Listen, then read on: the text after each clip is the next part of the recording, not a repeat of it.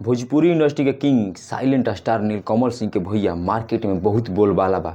होली बीतले नीलकमल सिंह के बहुत ही ब्लास्ट गाना आइल बा, लगन स्पेशल गाना, जौन गाना के नाम हो चौकी के बयाना। अगर भैया नीलकमल सिंह की कट्टर फैन हो लोग, कट्टर उनकर सपोर्ट करे वाला हो लोग, तो ये वीडियो को लास्ट तक देखिए लोग। वीडियो ज़्यादा लंबा ना बनाए, वीडियो को एकदम इंटरेस्टेड बनाए। नीलकमल सिंह के फैन जितना भी बाड़न ये पेज के लाइक फॉलो जरूर करिए, काहे नीलकमल सिंह के लगन स्पेशल बहुत खतरनाक गाना आइल बा।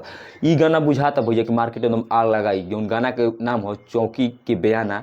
आ एकरा में फीमेल गायक बड़ी, भोजपुरी इंडस्ट्री के शेरनी गायक किंग कॉल फीमेल में किंग कॉल शिल्पी राज। हाँ भैया, शिल्पी राज नीलकमल सिंह के जोड़ी हिट बा, बहुत खतरनाक गाना बा, बहुत खतरनाक। लगन में अब की जाता ना बाजी नू गाना एकदम बहुत ज़्यादा बाजी। नीलकमल सिंह के शिल्पी राज के गाना ये बहुत बाजी।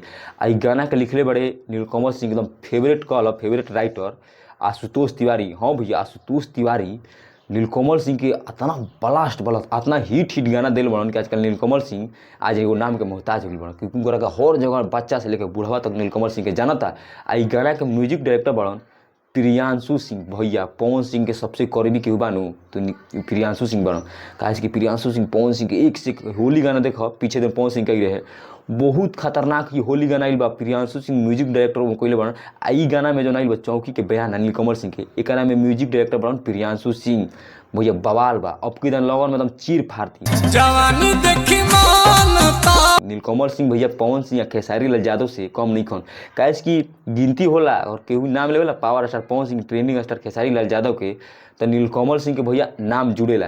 काहे कि भोजपुरी को अब जाने के बाद पवन खेसारी के बाद नीलकमल सिंह के भाई डंका बाजी आ डंका बाजा था। यूट्यूब पर गाना नीलकमल सिंह के स्पीड भोजपुरी से छा गई बा, तो मार्केट में आग लगाई ई गाना।